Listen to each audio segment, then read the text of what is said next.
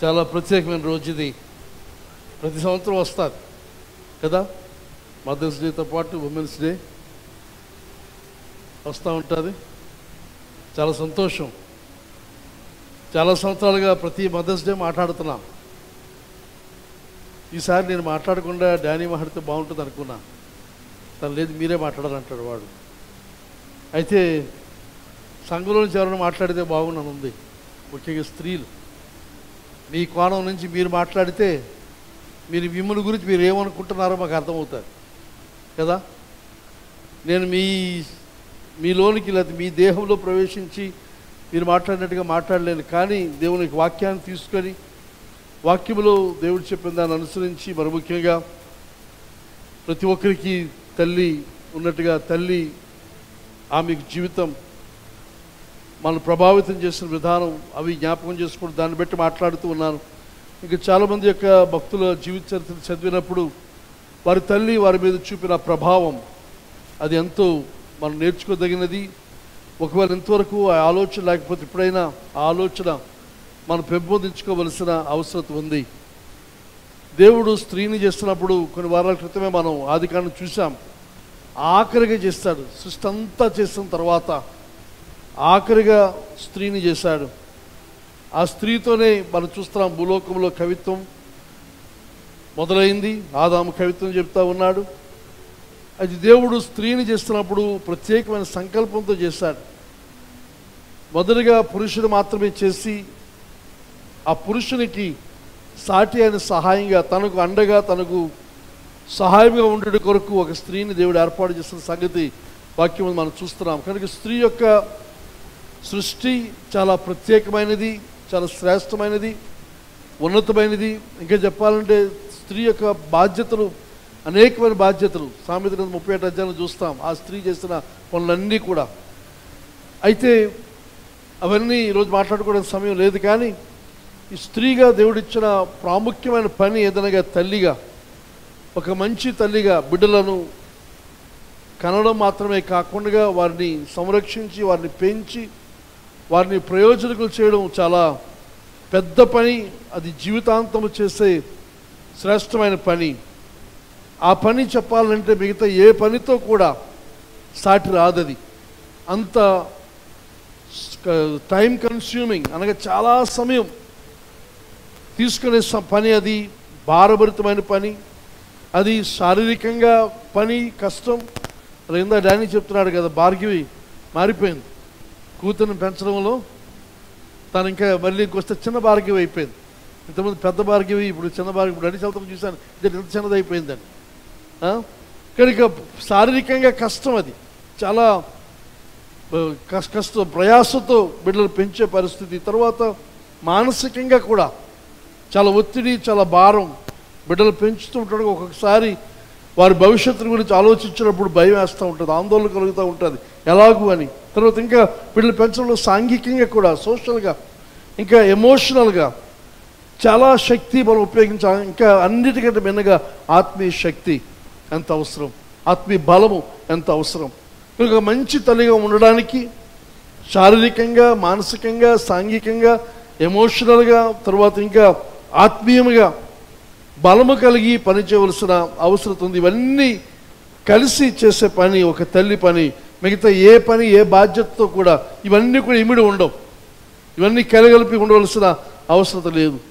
అయితే తల్లులు తమ బిడ్డల మీద చాలా ఎక్కువైన ప్రభావాన్ని చూపిస్తారు, శక్తివంతమైన ప్రభావాన్ని, పవర్ఫుల్ ఇన్ఫ్లుయెన్స్. తర్వాత ఇంకా చెప్పాలంటే ఇల్లు, ఆ తల్లి తండ్రి యొక్క సంరక్షణలో పెరుగుతున్న బిడ్డలు చెప్పాలంటే ఇల్లే బిడ్డలకు సెమినరీ లేకపోతే బైబిల్ నేర్పించే కేంద్రం అని మనవి చేస్తూ ఉన్నారు. దేవుని గురించి, దైవిక విషయాల గురించి ప్రాథమికమైన తర్బీదు ఎక్కడంటే ఇంట్లోనే. ముఖ్యంగా తల్లి ఒడిలో, తల్లి దగ్గర. తండ్రి తల్లి ఇద్దరు కూడా బాధ్యత వహించవలసిన అవసరం ఉంది. చాలాసార్లు పిల్లలు దేవుని గురించి మొట్టమొదటి నేర్చుకునేది ఎక్కడా అంటే ఇంటిలోనే, తల్లి దగ్గరే. ఇంటి దగ్గర నేర్చుకున్నది, తల్లి దగ్గర నేర్చుకున్నది, మొదట నేర్చుకున్నది ఎప్పుడు కూడా మర్చిపోం. చిన్నపిల్లలు చిన్నప్పుడు మనకు తెలుసు కదా, స్కూల్కి వెళ్ళినప్పుడు అక్కడ నేర్చుకున్న నర్సరీ కానీ పాటలు కానీ అవన్నీ గుర్తుంటాయి. ఇప్పుడు ఎవరు కాంతం సాక్ష్యం చెప్పింది, బొట్టు పెట్టడానికి వెళ్ళిందట ఆవిడ. ఎన్ని సంవత్సరాలైంది ప్రభుని నమ్ముకొని? ఎన్ని సంవత్సరాలైనా బొట్టు ఎందుకు గుర్తుకుంది? ఇంట్లో వారు చిన్నప్పుడు ఈ పని చేసినప్పుడు బొట్టు పెడతాం అనేవారు, కనుక అది అలాగ బుర్రలో నాటుకుపోయి ఉండిపోయింది. కనుక ఇప్పుడు ఎంత సంవత్సరాలైనా, ఇన్ని వెలుగు వచ్చినా, ఇంత వాక్యం తెలిసినా, ఇంత ప్రార్థన వచ్చినా, ఇంత భక్తి ఉన్నా బొట్టే గుర్తుంది. ఇంకా కారణం ఆ చిన్నప్పుడు పడిన ఆ యొక్క మాట, ఆ విత్తనం. కనుక దేవుని గురించిన వెలుగు, దేవుని గురించిన అవగాహన చిన్నప్పుడే. మన ఉపాసకుటలో చాలా బాధపడుతూ చెప్పాను ఈ మాట. ఏమిటంటే ఇక్కడ మన సంఘంలో పుట్టి పెరిగిన బిడ్డలు, ఇంకో సంఘం తెలియదు, ఇంకొక విధానం తెలియదు, కానీ బాధ కలిగించేది ఏమిటంటే ఒక్క మొక్క కూడా మన దానికి అంటలేదు, ఒక్కరు అంటలేదు. ఒక్క విషయం మనకి దాన్ని వివరించడం నాకు సమయం చాలు, మనది ఇంకొక ఎక్కువ టైం పెట్టేస్తుంది కనుక వివరించక చాలా బాధతో ఉన్నాను, చాలా దుఃఖంతో ఉన్నాను. ఎందుకు అని దాని గురించి ఆలోచిస్తే అది బిడ్డల తప్పు కాదు, మరి ఎవరు తప్పు? ముందు నాదే అవ్వాలి కదా. నా దానికంటే ఎక్కువైన తప్పు ఎవరనగా ఆ ఇంటి తాలూకు తల్లిదండ్రులు, ముఖ్యంగా తల్లి. ఇక్కడ మన మందిరంలో జరుగుతున్న విషయాలు కానీ, విషయాలు వారికి వెళ్తున్నారా, చర్చకి వెళ్తున్నాం కానీ మనది ఇది, మన పద్ధతి ఇది, మన విధానం ఇది అని వారికి నూరిపోసిన కారణం చేత. ఇప్పుడు మన సంఘంలో కొంతమంది ఉన్నారు, చాలామంది వెళ్ళిపోయారు అనుకోండి అలాంటి వారు, కానీ ఉన్నవారు కొంతమంది పిల్లలు నాకు వందనాలు చెప్పరు, ప్రేజ్లాడు కానీ వందనాలు కానీ మరి ఏం చెప్పరు. ఎందుకు చెప్పరు? ఇంక వీలైనంత వరకు దాన్ని తప్పించుకోవడానికి చూస్తారు. ఇంక తప్పదనుకుంటే అప్పుడు ఏదో ఇలాగా అనేస్తారు తప్పించి, నన్ను కావాలని అవాయిడ్ చేస్తూ వెళ్ళిపోతున్నప్పుడు దాని గురించి కొంతమంది తల్లిదండ్రులు కంప్లైంట్ చేస్తుంటారు. వాడు సిగ్గండి, మొహమాటం అండి, గాడిది గుడ్డు కాదు, అదేం కాదు, అది కనబడకూడదు. మరి ఒక రకమైన ఏం చెప్పాలంటే ఆ మాట వ్యతిరేక భావం, ఇంకా చెప్పాలంటే చులకన భావం, అది అసలైంది. ఆ చులకన భావంతో అది ఆ పిల్లలకి ఆ భావం ఎలాగొచ్చింది, ఎందుకు వచ్చింది అనగా మీరు ఇంట్లో తల్లిదండ్రులు మాట్లాడుకునే మాటలు, నన్ను గురించి మీరు మాట్లాడుకునే మాటలు, సంఘాన్ని గురించి, మనకి విధానాల గురించి, మనం అవలంబిస్తున్న వాటి గురించి మీరు మాట్లాడుకునే మాటలు ఆ పిల్లల మీద ప్రభావాన్ని చూపి జరిగేది ఏదనగా వారు ప్రవర్తించిన ప్రవర్తన అలాగ ఉంటుంది.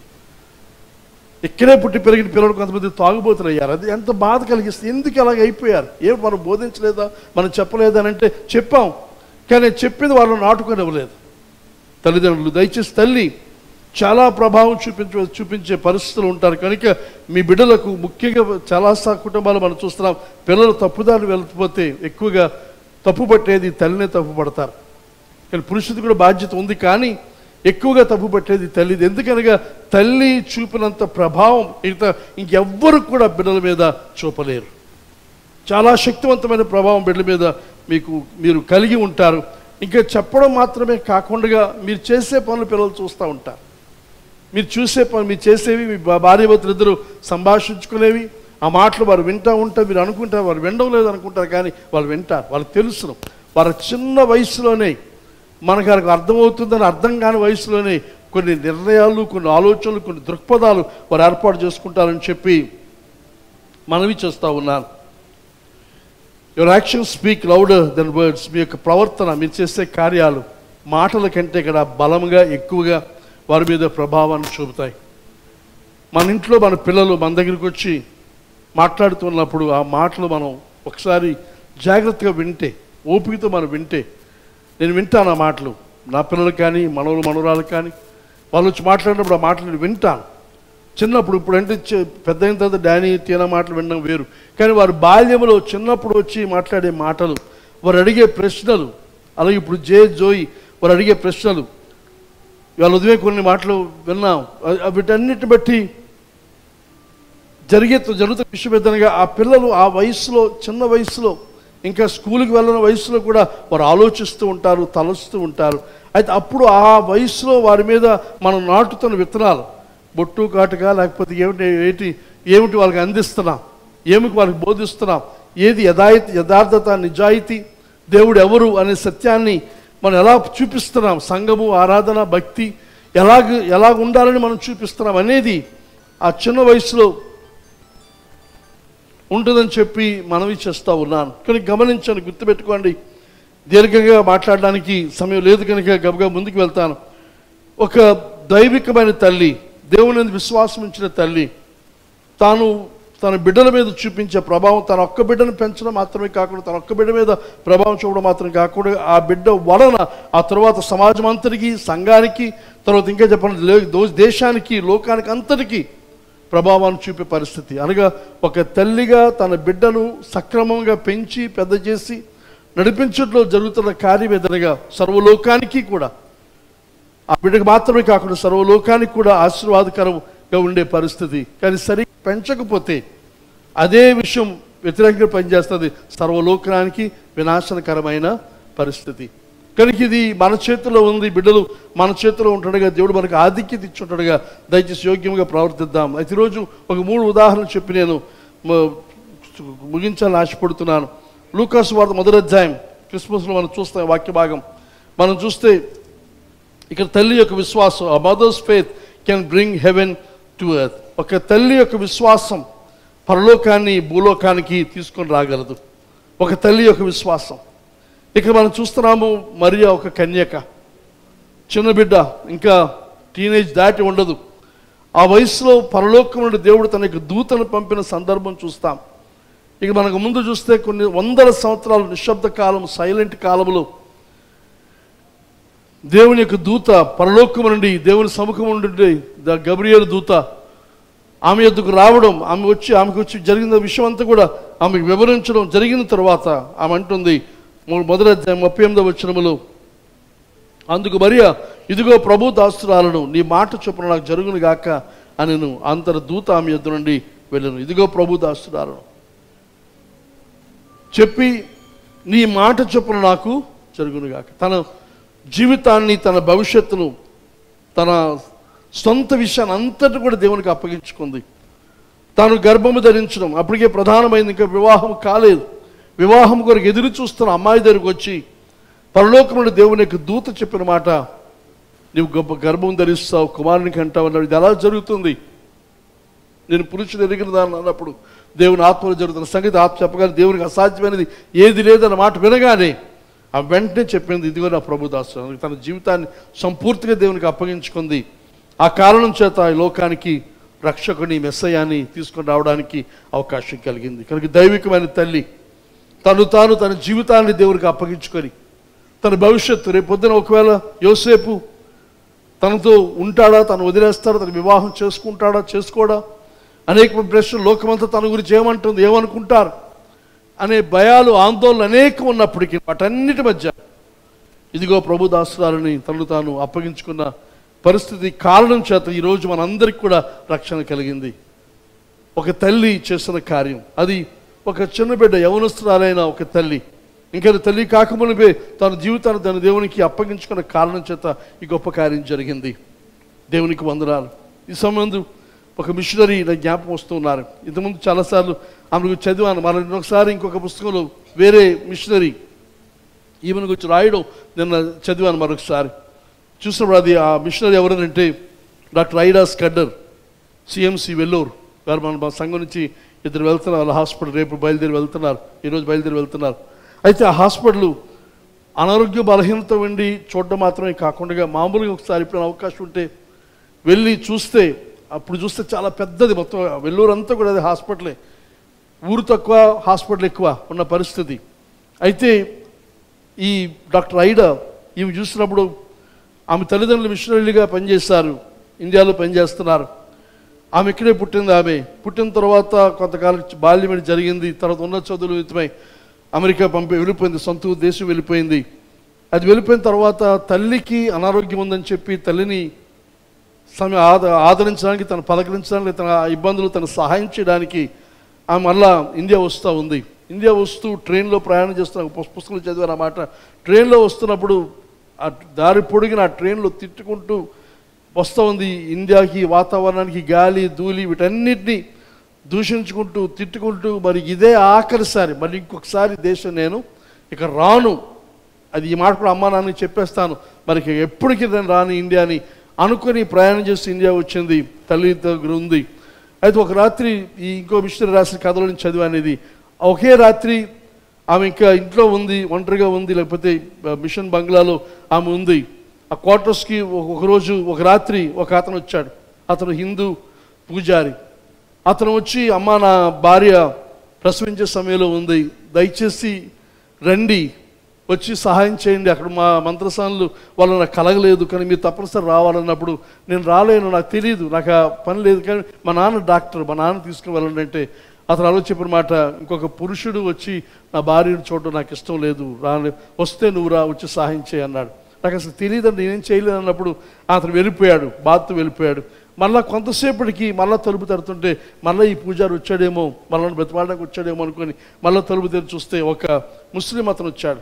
ముస్లిం అతను వచ్చి, అమ్మ ఇది నా పరిస్థితి, నా కుమార్తె, లేకపోతే ఒక భార్య అనుకుంటాను, లేదు కుమార్తె ఇలా పరిస్థితులు, నువ్వు రావాలి, నేను రాలేను, మా నాన్న ఉన్నాడు తీసుకువెళ్ళి, మా నాన్న వస్తారు. ఆయన చెప్పినప్పుడు మీ నాన్న కాదమ్మా, పురుషుడు రావడానికి వీలేదు, నువ్వే రావాలి, స్త్రీ రావాలి అన్నప్పుడు సరే పంపించేసి అతను వెళ్ళిపోయాడు. వెళ్ళిపోయిన తర్వాత మళ్ళీ మూడో వ్యక్తి, ఇంకొక పెద్ద కులానికి చెందిన ఒక హిందువుడు వచ్చాడు. వచ్చి ఇది నా భార్య ప్రసవించే సమయంలో మీరు రావాలి, ఇదే ప్రశ్న, ఇదే మాట మా నాన్న పంపిస్తాడు, ఒప్పుకోలేదు. ముగ్గురు వెళ్ళిపోయారు. వెళ్ళిపోయిన తర్వాత ఆమె చేస్తున్న పని, ఆ రాత్రి తన మంచం పక్కన మోకరించి, ప్రభు ఏమిటి పరిస్థితి, ఇలాగా ఇంత ఇబ్బంది పడుతూ ఉన్నారు ప్రజలు, ఏం చేయాలి, ఏమిటి ప్రభు అని దేవుని సన్నిధిలో ప్రార్థిస్తూ ఉంది. రాత్రి అంతా ప్రార్థన చేసింది. తెల్లవారేసరికి కష్టం మీద నిద్రపట్టింది, లేచిన వెంటనే బయట చూస్తే మేళాలు వినబడుతున్నాయి. ఏమిటి ఆ శబ్దం అని చెప్పి పని మనిషిని పంపించి కనుక్కోమంటే జరుగుతున్న విషయం ఎదురుగా నిన్న రాత్రి వచ్చిన ఆ ముగ్గురు స్త్రీలు కూడా చనిపోయారు. ఆ వార్త వినగానే వెంటనే వాళ్ళు కుప్పకూలిపోయి మళ్ళీ ప్రార్థన చేస్తూ ప్రభు అని దేవుడి సన్నిధిలో ప్రార్థన చేస్తూ ఉంటే దేవుడు తనకిచ్చిన ప్రేరణ ఏదనగా, నీవు వచ్చి వారికి సేవ చేయాలి అన్నాడు. ప్రభు నీ దాసులు అని చెప్పి ప్రభునికి అప్పగించుకుంది. వెంటనే తల్లిదండ్రులకి ఏం చెప్పాలనుకుందంటే, ప్రయాణం వస్తున్నప్పుడు నేను ఇక్కడ రాను అని చెప్పడానికి వచ్చిన మనిషి మరుసటి రోజు తల్లిదండ్రుల దగ్గరికి వెళ్ళి, నేను అమెరికా వెళ్తాను, మెడిసిన్ చదువుతాను, చదివి మళ్ళీ తిరిగి వచ్చి ఇక్కడ పనిచేస్తాను అని చెప్పి ఆమె అమెరికా వెళ్ళిపోయింది. 1899 సంవత్సరంలో చదువు పూర్తయింది. మళ్ళీ తిరిగి ఇండియా బయలుదేరి వచ్చింది.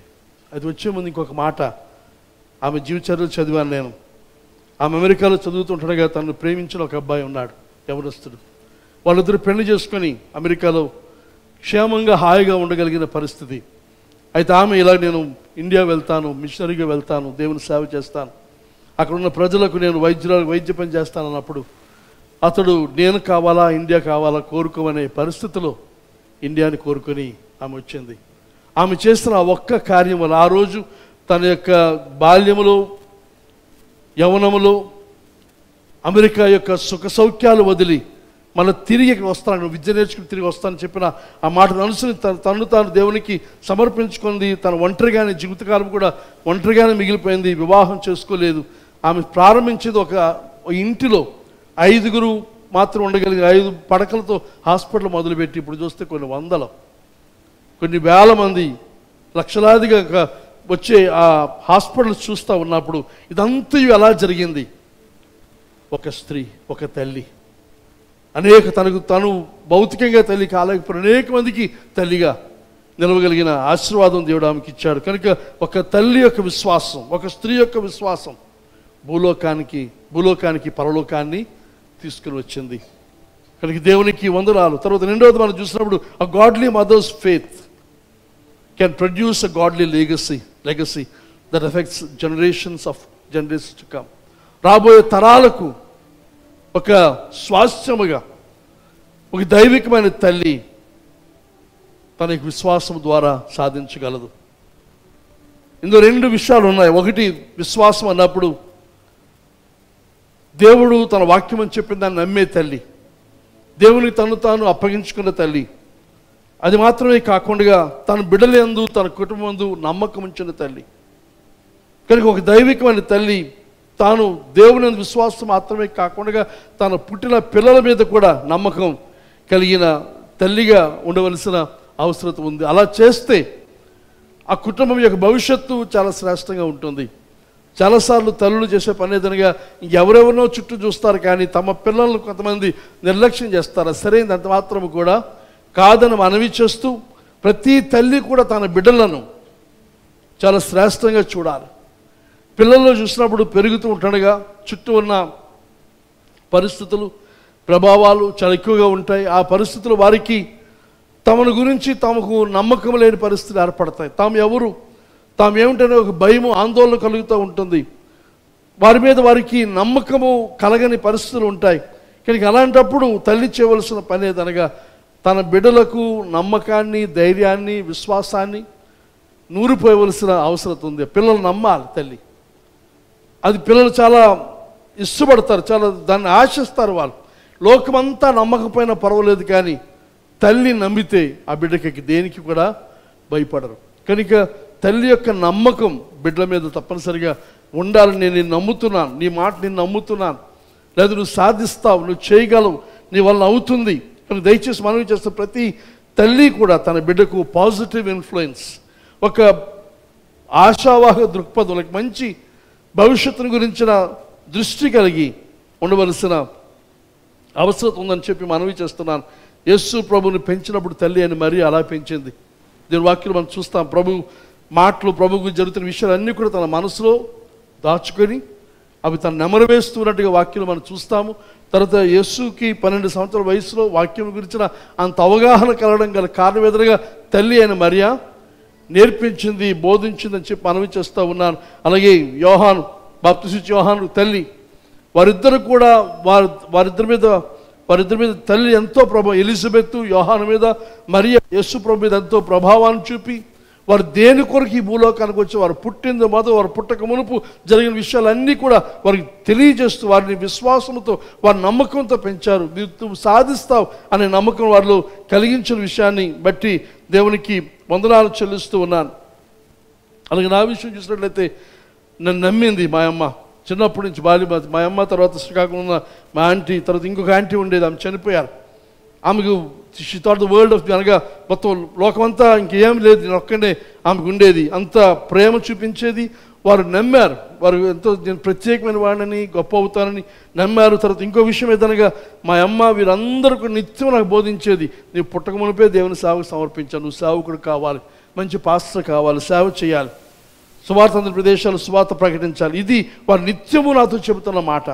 అయితే ఇంట్లో చూసినప్పుడు మేము పెరుగుతున్న మా సంఘంలో ఆ సేవకులు వారు ప్రవర్తించే విధానం, సంఘుల విషయాలు అన్నీ కూడా బాల్యము నుండి నేను చూస్తూ వచ్చాను. కనుక ఏవి చేయకూడదు, ఏది సరైనది కాదు, ఏ ప్రవర్తన, ఏ విధానము సంఘానికి ఇబ్బంది కలిగిస్తుంది, ఇవన్నీ కూడా బాల్యంలోనే చూడడానికి దేవుడు నాకు అవకాశం ఇచ్చాడు. కనుక అవి నా మీద మంచి ప్రభావం, ఇక్కడ మనకి నడిపిస్తున్న విధానంలో వ్యత్యాసం లేకుండా, తేడా లేకుండా ప్రవర్తించడానికి ఆ బాల్యంలో నేను చూచిన, విన్నవి, ప్రతి తల్లిదండ్రులు వారు నాలో పెట్టిన విషయాలని చెప్పి మనవి చేస్తూ ఉన్నారు. వారు నా యందు నమ్మిక ఉంచారు, విశ్వాసం ఉంచారు, ప్రోత్సహించారు, బలపరిచారు. ఒకసారి తర్వాత ఇంకా చెప్పాలంటే అమ్మ దగ్గరే ప్రార్థన చేయడం, ఉపవాసం ఉండడం, తర్వాత కళలు తన భావాలు, మామూలుగా ఏదో కళ వచ్చేది పిచ్చి కళలు కొట్టి పడేస్తాం. కానీ అమ్మలా కాకుండా ఏం కళ వచ్చి దాన్ని విని దాని గురించిన వివరణ చెప్పేది, దీని అర్థం ఇది నాయన, దీని అర్థం ఇది అన్నప్పుడు దాని గురించి అవగాహన. తర్వాత ఏదైనా సమస్య వస్తే ఇది సమస్య అన్నప్పుడు తాను ఉపవాసం ఉండి ప్రార్థన చేయడం, ఇవన్నీ కూడా తన దగ్గర నేను నేర్చుకునే విషయాలని చెప్పి మనవి చేస్తూ ఉన్నాను. నేను డాక్టరేట్ చేయడానికి అప్లై చేస్తున్నప్పుడు అమ్మ దగ్గరికి వెళ్ళి చెప్పాను, అమ్మలా ఇలాగ అప్లై చేస్తాను, ఇది కోర్సు, ఇది 4 సంవత్సరాలు చదవాలి, అమెరికా వెళ్ళి రావాలి, అయితే దీని అందరికీ స్కాలర్షిప్ ఉంది, ఫుల్ స్కాలర్షిప్ ఇస్తారు. కానీ సమస్య ఏమిటంటే నాకు సీట్ వస్తుందా రాదా అని సమస్య. ఎందుకనంటే ప్రపంచం అంతటి నుంచి అప్లికేషన్లు వస్తాయి, అయితే అందులో 12 మందికి మాత్రమే సీట్ ఇస్తారు.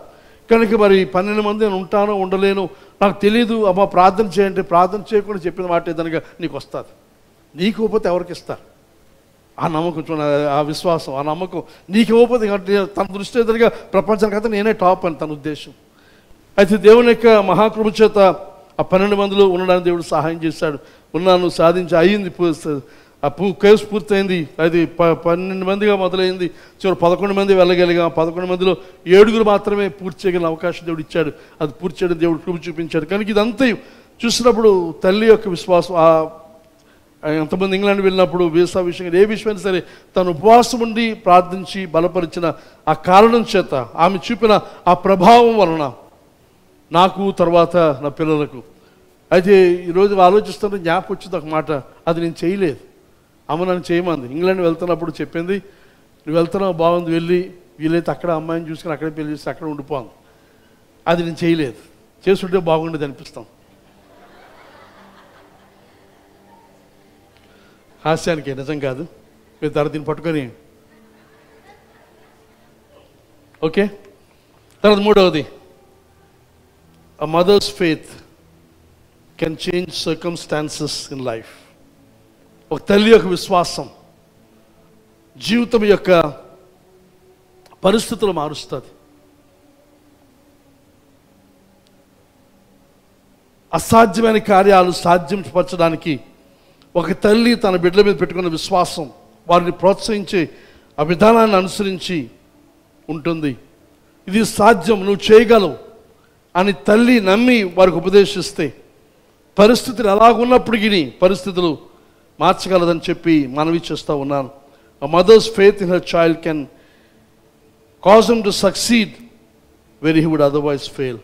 మామూలుగా ఓడిపోయే పరిస్థితులు ఉన్నప్పటికీ ఒక తల్లి తన బిడ్డ మీద ఉన్న విశ్వాసాన్ని అనుసరించి ఆ బిడ్డ తను సాధించగలడు, జయం సాధించగలడు, ముందుకు వెళ్ళగలడు. విశ్వాసపూరితమైన మాటలు, విశ్వాసంతో నింపబడిన మాటలు మీరు మాట్లాడవలసిన అవసరం ఉంది. కోపం వస్తుంది పిల్లల విషయమై, కానీ కోపం వచ్చినా ఏమొచ్చినా బాధ కలిగినా, ఒకవేళ చుట్టూ ఉన్న పిల్లలు మీ పిల్లల కంటే ఉన్నతంగా చదువుతూ ఉన్నా, జ్ఞానం కలిగి ఉన్నా నిరాశపడొద్దు. వాళ్ళు పోల్చి వీరిని నిరాశపరచొద్దు. వాళ్ళు చూడు వీళ్ళు చూడు, దయచేసి ఎప్పుడు ఆ మాట మన పిల్లల విషయంలో వాడకుండా నువ్వు చేయగలవు, నువ్వు సాధించగలవు అనేది మనం వారికి చెబుతూ ఉండాలి. నువ్వెందుకు పనికిరావు అనే మాట దయచేసి ఏ తల్లి కూడా తన బిడ్డ విషయం అనొద్దు. నువ్వు పనికిరావు. మా ఇంటి వెనక ఒక ఆవిడ ఉండేది, ఇప్పుడు మర్చిపోలేను ఆవిడని. నా ఆఫీసులో కూర్చుంటే ఇంట్లో అన్నీ కూడా కనబడేవి. కూతురు తిట్టేది కదా, నువ్వు అడుక్కు తిన్నానికి కూడా పనికిరావు. మరి ఇప్పుడు ఎక్కడుందో ఏం చేస్తారో తెలియదు, కానీ అది విన్నప్పుడు అయ్యో బాబు ఇంత ఘోరంగా ఎందుకు తిరుగుతుంది, అడుక్కు తినడానికి కూడా పనికిరావు. మరి దానికి ఏ అర్హత కావాలండి అడుక్కు తినడానికి? దానికి కూడా పనికిరాదట.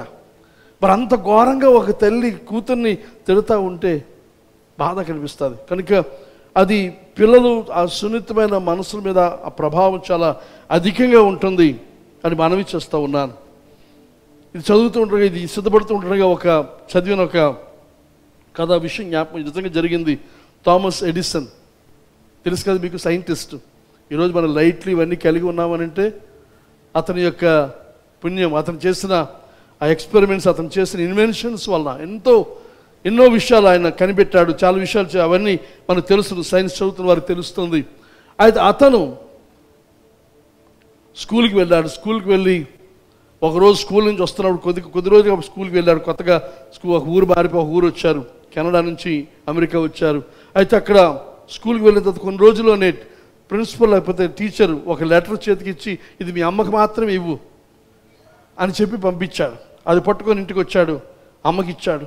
అమ్మ, టీచర్ నీకు ఇది ఇవ్వమన్నారు, నీవు మాత్రమే చూడాలన్నారు. అన్నప్పుడు ఆ ఉత్తరం తీసుకుంది. ఆమె చదువుతుంటే కళ్ళలో నీరు కారిపోతున్నాయి. ఈ కొడుకు చూస్తున్నాడు, అమ్మ ఏమిటి రాశారు, ఎందుకు ఏడుస్తున్నావు, ఏమైంది అని అంటే ఆ తల్లి వెంటనే అతను చెప్పిన మాట ఏదనగా, మీ టీచర్ రాశారా, ఏమని రాశారంటే, your son is a genius, నీ కొడుకు మేధావి. The school is too small for him, ఈ స్కూల్ చాలా చిన్నదైపోయింది. And does not have enough good teachers for training him. ఆయన తరబేది ఇవ్వడానికి, నేర్పించడానికి సరిపడినంత మంచి టీచర్లు మాకు స్కూల్లో లేరు, కాబట్టి నీకు నీవే బోధించుకో, please teach him yourself. అయితే మంచి శ్రేష్టమైన విషయం ఏదనగా తల్లి, ఆమె టీచర్గా ట్రైనింగ్ అయింది కానీ ఉద్యోగం చేయడం లేదు.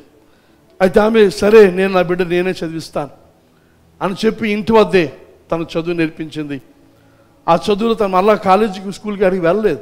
తను చేసిందంతా ఏదనగా పుస్తకాలు చదవడం, ఆయా సబ్జెక్ట్స్ అనే విషయాలు తన ఇంట్లోనే సొంత లైబ్రరీ కలిగి చదవగలిగిన ఆధిక్యత కలిగి చాలా చిన్న వయసులో చాలా ఎక్కువైన సైన్స్ పుస్తకాలు చదివి తర్వాత ఆ శతాబ్దానికి శ్రేష్టమైన సైంటిస్ట్గా ప్రపంచమంతా ఎరిగిన గొప్పవాడయ్యాడు. అయితే కొంతకాలానికి తల్లి చనిపోయింది. చనిపోయిన తర్వాత తాను ఆ పుస్తకాలు ఇంట్లో వెతుకుతూ ఉన్నప్పుడు ఒక చీటీ, టీచర్ ఇచ్చిన ఆ చీటీ కనబడింది, దొరికింది, మడత పెట్టుంది. మళ్ళీ దాన్ని తెరిచాడు. ఇతని మొట్టమొదటిసారిగా చదువుతున్నాడు. ఆ టీచర్ రాసింది, ఏమి రాశారంటే, యువర్ సన్ ఈజ్ యాడల్డ్. అంటే యాడల్డ్ అంటే మెంటలీ ఇల్, మానసికంగా దౌర్బల్యం, లేదా ఈరోజు అప్పుడు డిస్లెక్సియా అని చెప్పొచ్చు. ఆ రకమైన వ్యాధి అనగా మానసికంగా కాన్సన్ట్రేట్ చేయలేడు, చదవలేడు, జ్ఞానం లేదు. అతను ఎందుకు పనికిరాడని భావం, హీఈస్ యాడల్డ్ అని చెప్పి we won't let him come to school anymore. కనుక ఇతని స్కూల్కి ఇత మాత్రం ఇక రానివ్వం. అది అసలు రాసింది. కానీ తల్లి ఏం చెప్పింది? ఏమి రాశారు? నువ్వు గొప్ప జీనియస్ అని రాశారా, చాలా మేధావేట, వాళ్ళకి చెప్పగలిగిన జ్ఞానం టీచర్స్కి లేదట అని చెప్పి అతను ప్రోత్సహించిన కారణంతో చూస్తే ఈరోజు గొప్ప సైంటిస్ట్ అయ్యాడు. తన డైరీలో థామస్ ఆల్వా ఎడిసన్ ఇలా రాసుకున్నాడు. Thomas Alva Edison was an adult child that by a hero mother became the genius of the century. Thomas Alva Edison ఒక మానసిక వైకల్యము, ఇబ్బంది, అనారోగ్యము కలిగిన కుమారుడు. కానీ హీరో అయిన తల్లి వలన ఈరోజు ఈ శతాబ్దానికి గొప్ప శాస్త్రవేత్త అయ్యాడు, జీనియస్ అయ్యాడు. తాను ఎందుకు పనికిరాడని చెప్పి స్కూల్ పంపించేస్తున్న కొడుకుని అంత శ్రేష్టంగా తయారు చేస్తే మన పిల్లలు అంత పనికిరాని ఎవరు కూడా లేరు. మనకి వారిని మనం ప్రోత్సహిద్దాం, బలపరుచుదాం. మధ్య ప్రవీణ్ పగడాల గారి గురించి వింటాం ఉన్నాం ఎక్కువ. ఆయన ఒక ఇంటర్వ్యూలో మాట్లాడుతుంటే నేను విన్నాను. మన పిల్లలు ఎక్కడ ఉండాలి అనే దాని గురించి ఆయన మాట్లాడుతూ మన పిల్లలు ఇప్పుడు ఎక్కడెక్కడ లేరో చెప్పాడు.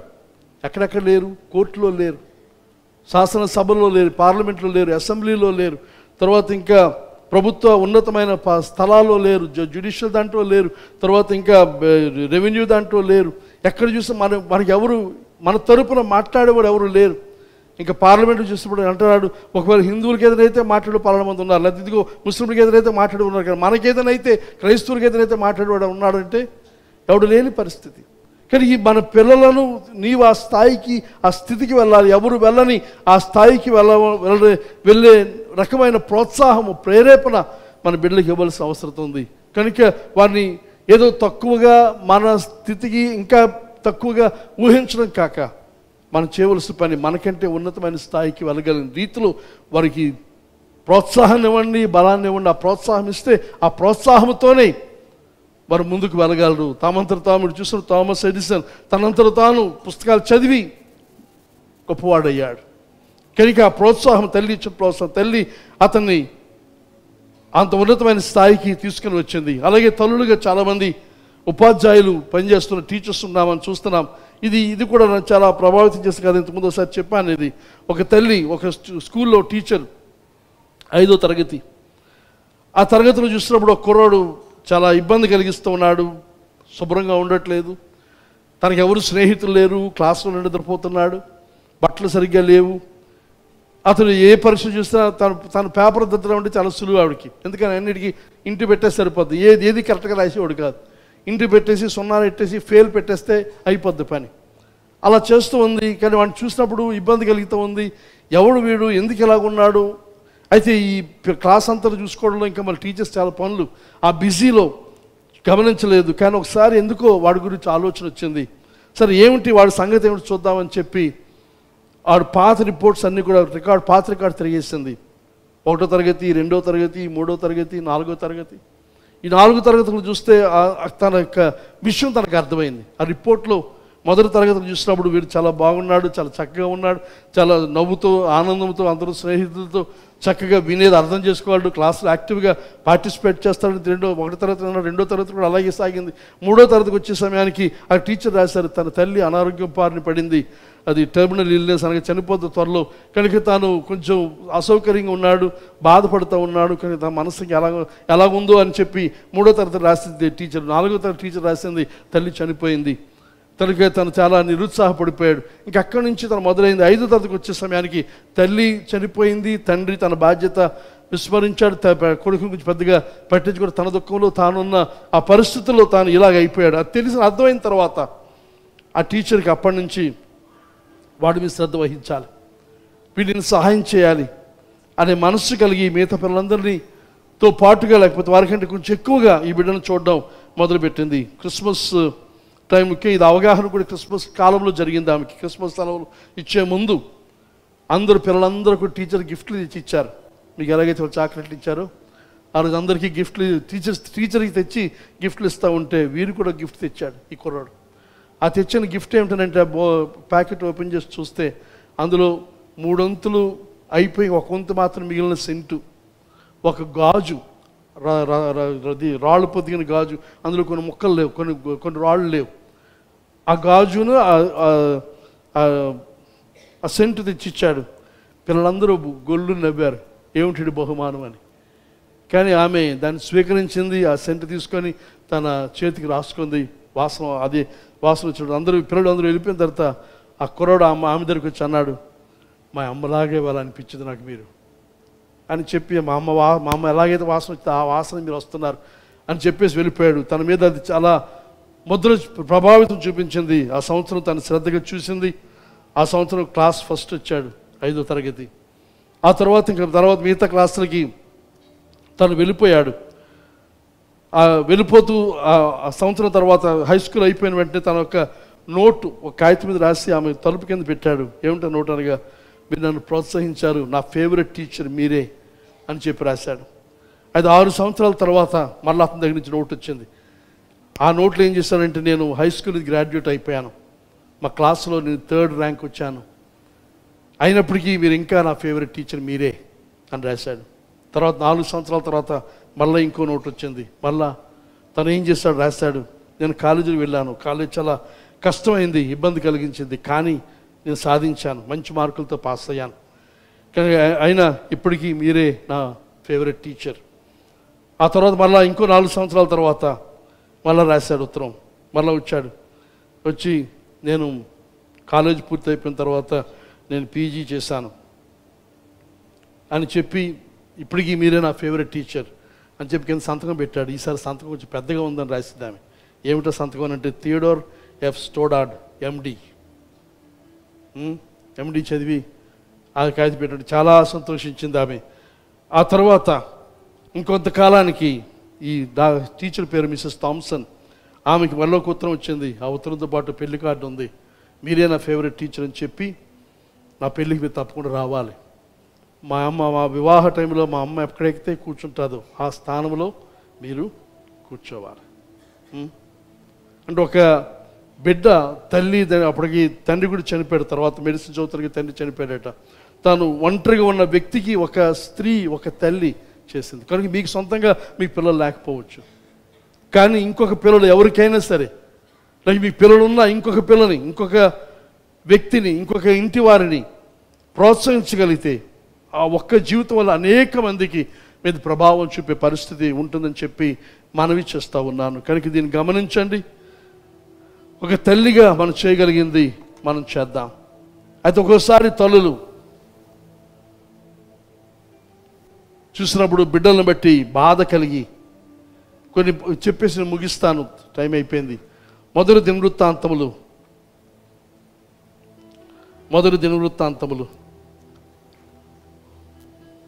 4వ అధ్యాయం.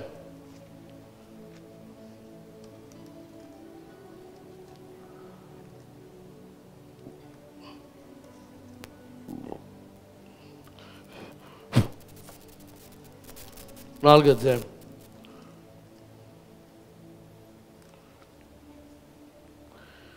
9-10 వచనాలు చూస్తే, ఎబ్బేజు తన సహోదరు కంటే ఘనము పొందినవాడై ఉండాను.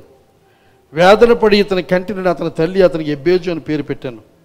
ఎబ్బేజు ఇశ్రాయేలు దేవుని గురించి మొరపెట్టి, నీవు నన్ను నిశ్చయముగా ఆశీర్వదించి నా సరిహద్దులు విశాలపరిచి నీ చెయ్యి నా తోడుగా ఉండ దయచేసి నా కీడు రాకుండా దానిలో నుండి నన్ను తప్పించుము అని ప్రార్థింపగా దేవుడు అతను మనవి చేసిన దాన్ని అతనికి దయచేశాను. ఇక్కడ ఇంతవరకు చెప్పిన మాటలు ఒక తల్లి చూపగలిగిన పాజిటివ్ ప్రభావాన్ని చెప్పాను. అయితే ఇక్కడ ఇంకొక తల్లి, ఇక్కడ ఎబ్బేజు యొక్క తల్లి, ఆమె పేరు రాయబడలేదు, కానీ తన కొడుకు పేరు పెట్టింది పుట్టగానే. అందుకే పేర్లు చాలా ముఖ్యం, పేర్లు చాలా ప్రాముఖ్యం. అయితే ఈమె పేరు ఏం పేరు పెట్టింది అంటే ఎబ్బేజు అని పేరు పెట్టింది. ఆ కింద ఫుట్నోట్ రాశాడు, ఎబ్బేజు అనే మాటకు అర్థం ఏమిటి? వేదన. ఈరోజు కొంతమంది ఆ పేరుతో కొంతమంది పెట్టుకుంటారు, వేదనని పెట్టుకుంటారు, అద్భుతం అది. కానీ ఎబ్బేజుకి ఆ వేదన అనే పేరు వాడికి నచ్చలేదు. వాడికి నచ్చక ఏం చేశాడు? దేవుని సన్నిధికి వెళ్ళి, ప్రభువా నా పేరు వేదన, మా అమ్మ నాకు వేదన అని పెట్టింది, నా జీవితం వేదనగానే ఉండిపోయే ప్రమాదం ఉంది, కనుక నాకు ఆ వేదన వద్దు, దానికి బదులుగా ఏమని ప్రార్థన చేశాడు అక్కడ? వేదన పడి అతని కంటే పెట్టుకో ఎబ్బేజు ఇశ్రాయేలు దేవుని గురించి మొర్రపెట్టి, నీవు నన్ను నిశ్చయముగా ఆశీర్వదించు, నా సరిహద్దును విశాలపరిచి నీ చెయ్యి నా తోడుగా ఉండా, దయచేసి నా కీడు రాకుండా దానిలో నుండి నన్ను తప్పించు.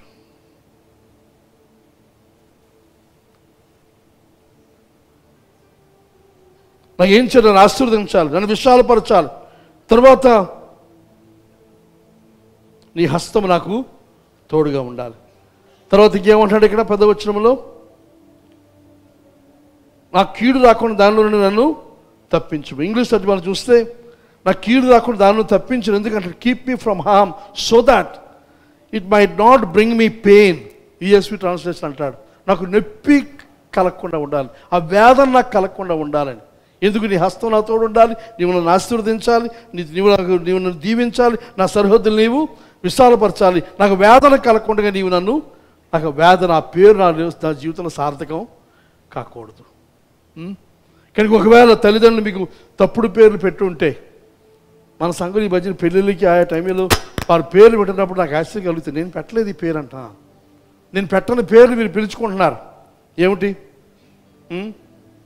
ఏ పేర్లు మీకు తెలుసు కదా.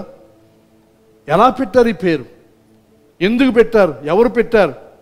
కొంతమంది హిందూ క్రైస్తవ పేర్లు కలిపి పెడతా ఉంటారు. దాని అర్థం ఏంటో నాకు అర్థం కాదు. అనగా వారి విశ్వాసం అక్కడ తెలుస్తుంది, వారు దేన్ని నమ్ముతున్నారో అక్కడ తెలుస్తుంది, దేని యందు విశ్వాసం ఉందో తెలుస్తుంది. కానీ మీ పేర్లు పెట్టిన ప్రవచనాత్మకమైన పేరు, ఒకవేళ పిల్లలారా మీ తల్లిదండ్రులు మీ పెట్టిన పేర్లు హరిణియో, ధరిణియో, లేకపోతే భరణియో, లేకపోతే ఇంకేది అంకుశమో, లేకపోతే ఇంకా అలాంటిది ఏదైనా పేర్లు పెట్టుంటే, వినాశనమో అలాంటి పేర్లు పెట్టుంటే, ఇప్పుడు హరిణి అంటే వినాశనమే, అంతకంటే ఇంకేమి కాదు మనకి. కనుక హరించేది, నాశనం చేసేది, కూలగొట్టేది, పనికిరాంది, పెంట, ఎడమా ఎడమా హరిణి అంటే లేడీయా? ఏమి లేడీ? లేడీయా? స్త్రీయా? ఏదో మొత్తం డియరా? హరిణియా? చూపించాను, నాకు డిక్షనరీలో చూపించాను, అది చూస్తాను.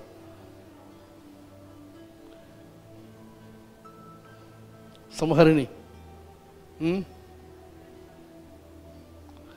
సరే, అయితే ఒకవేళ మీకు ఇబ్బంది కలిగితే చేయవలసిన పని ఎబ్బేజువలే ప్రార్థన చేస్తే ఆయన మారుస్తాడు. బైబిల్ ఇంకా చూస్తాం, రెబెకా తన బిడ్డని కంటూ, రాహేల్ రెబెకా బెన్నోని అని పెట్టింది పేరు. తన బిడ్డ జన్మిస్తున్నప్పుడు సన్ ఆఫ్ మై సారో, నా దుఃఖమునందు పుట్టిన కుమారుడని. కానీ వెంటనే యాకోబు పేరు మారుస్తాడు. ఏమని మారుస్తాడు? Benjamin, son of my right hand, నా కుడి హస్తపు కుమారుడు అని చెప్పి తన పేరు పెట్టాడు. తర్వాత అలాగే ఈకాబోద్, మహిమ వెలిగిపోయింది అని చెప్పి ఆ జరిగిన చరిత్రలో జరిగిన సంఘటనను జ్ఞాపకం చేసుకుంటూ ఈకాబోద్ అని పేరు పెట్టిన సంగతి. అయితే ఇదంతా ఆలోచిస్తూ ఉంటే సోషాలజీలో ఒక ముఖ్యమైన విషయం ఉంది. చార్ల్స్ కూలీ అని అతను ప్రతిపాదించిన సిద్ధాంతం. అదేమిటనగా, ఒక మనిషి యొక్క సెల్ఫ్ కాన్సెప్ట్ ఎలాగ ఏర్పడుతుందనంటే, తన గురించి తన అత్యంత ముఖ్యమైన భావించే వ్యక్తి తన గురించి ఏమనుకుంటారో అది వారి మీద ప్రభావాన్ని చూపి ఆ రకమైన వారి గురించి వారు అవగాహన పెంపొందించుకునే అవకాశం ఉంటుంది. కనుక ఒక వ్యక్తి జీవితంలో అత్యంత ముఖ్యమైన వ్యక్తి ఎవరంటే తల్లే. ఆ తల్లి చెప్పిన మాటలు, తల్లి పెట్టిన పేరు, తల్లి యొక్క ప్రవచనము, తల్లి యొక్క మాటలు, ఇవన్నీ కూడా వారి మీద ప్రభావాన్ని చూపి అది వారు ఆ తల్లి యొక్క మాటలను అనుసరించి వారు ఎదిగే పరిస్థితి, అవకాశం ఉంటుంది అని గమనించండి. ఆ తల్లి ప్రాముఖ్యం చేయవలసిన కార్యం ఏదనగా, మొదటి చెప్పినట్టుగా దేవునికి సమర్పించుకున్నదే, దేవుని చిత్తానికి లోబడినదే తను ఉంటే ఆ దైవికమైన ప్రభావాన్ని తన బిడ్డల మీద తాను చూపించగలదు. దానితో ఆ బిడ్డలు ఆరోగ్యవంతంగా, శ్రేష్టంగా యేసు వలె, బాప్తిస్మ యోహాను వలె ఎదిగి సమాజానికి, లోకానికి అందరికీ ఒక ఉన్నతమైన రక్షకుడిగా స్థాయికి ఎదిగే అవకాశం ఉంటుంది. కనుక ఈ బాధ్యత ప్రతి ఒక్కరు కూడా తీసుకుని వెళ్ళవలసిందిగా మనవి చేస్తూ ఉన్నాను. ఇంకా చెప్పాలంటే దేవుని వాక్యం ఉన్నది, ఈ మాటతో ముగిస్తాను. దేవుడు ఒక తల్లిగా, యెషయా గ్రంథం మనం చూస్తాం, ఒకరి తల్లి వారిని ఆదరించడం, నేను వారిని ఆదరించడు. కనుక తల్లిగా ఆయన కూడా మనతో ఉన్నాడు.